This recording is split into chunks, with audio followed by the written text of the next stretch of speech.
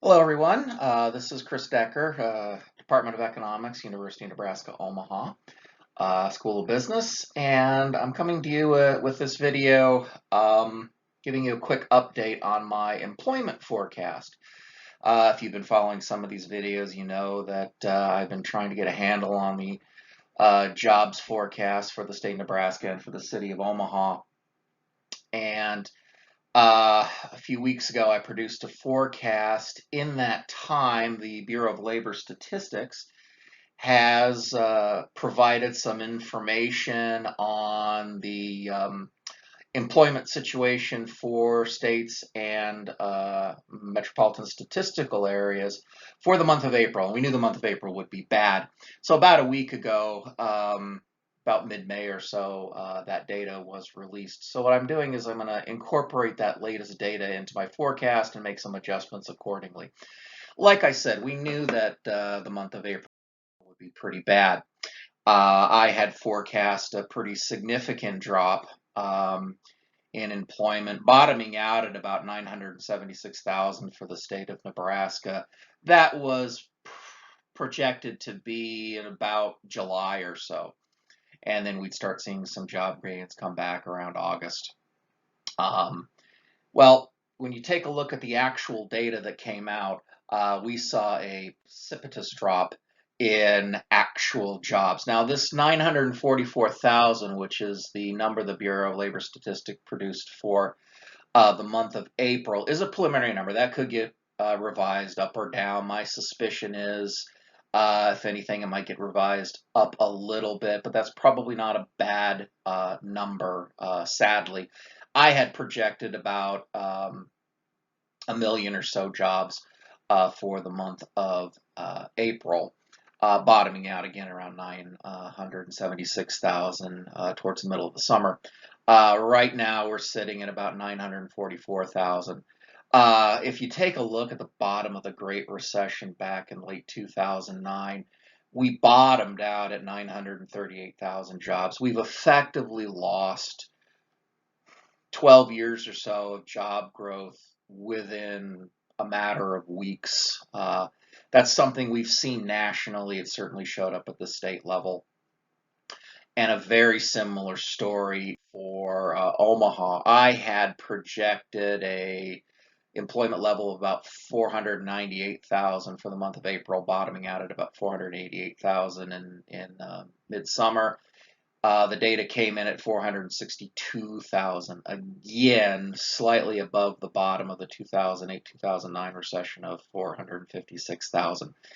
Yeah, this is rough news, and we've seen more than a decade's worth of job growth wiped out. A lot of these job losses that we've seen here are furloughed workers, so it's not the same as having a job loss, although there were some layoffs here as well. Some of those jobs are likely to come back, and they could come back quickly, again, depending on how things play out here over the summer. The summer is going to be key for a recovery for this economy, and a lot of it depends on how we as citizens behave, and I'll talk a little bit about that as we get towards the end of this video.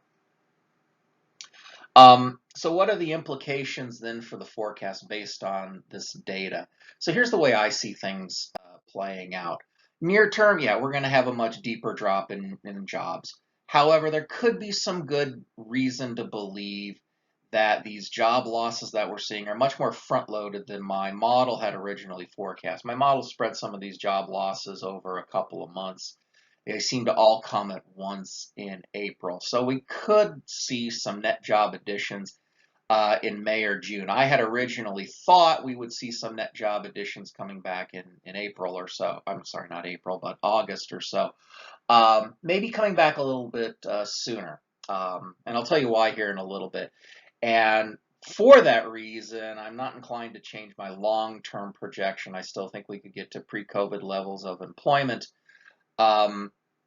by next summer of 2021, maybe August or so of 2021, we could back to those pre-COVID-19 levels of employment, if all goes well with respect to controlling the contagion. So what's the reason for some of this? Well, you may have been following some of my other videos where I talk about these unemployment claims, the data may actually be showing a quicker job recovery. We have seen and are starting to see a gradual and partial reopening of the economy starting in May, continuing into June. Some furloughed workers are likely coming back. There is a data series referred to as continued unemployment compensation claims. What these continued unemployment compensation claims essentially measure is those people who initially went on unemployment and are continuing to receive unemployment. They have to continually effectively apply to maintain their claims.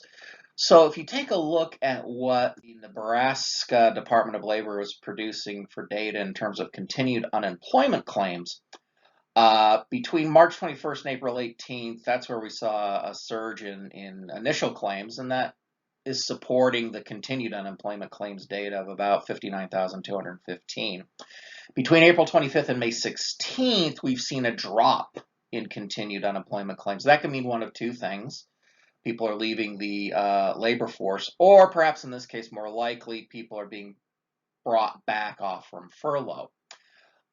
So this decline here in continued unemployment claims could support some net job increases in May and maybe through the summer. Now, maybe not gangbuster, maybe not bringing us back to full recovery this year, but perhaps enough to give us a quicker turnaround than I had originally forecast. So with that in mind, where do I think things are ultimately going to be going here now for the state of Nebraska and for the city of Omaha? Again, I think we're going to have a deeper cut into the economy. I think the data is going to support that going forward. It could lead to some delay in recovery, probably more on the lines of a few weeks to a month. We might have just a little bit longer period before we reach pre-COVID-19 levels of employment.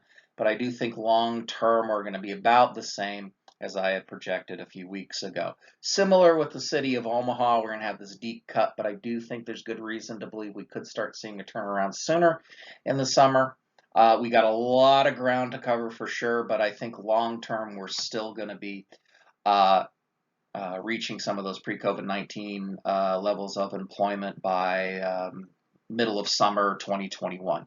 So that's kind of where I see things going right now. What could cause some problems for this forecast? What could derail it?